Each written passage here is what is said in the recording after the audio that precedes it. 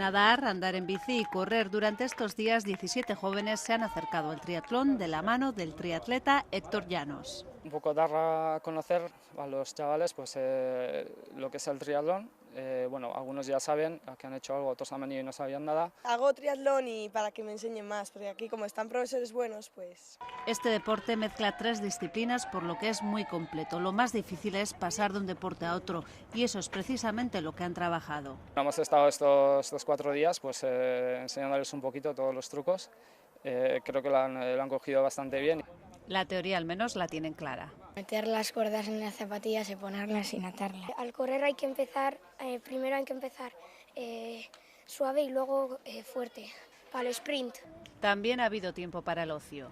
Diferentes planes, como ir al centro de remo de Orio. Estos jóvenes de entre 10 y 16 años llegaron el lunes al albergue Churruca de Orio. Hoy están poniendo en práctica lo que han aprendido durante estos días.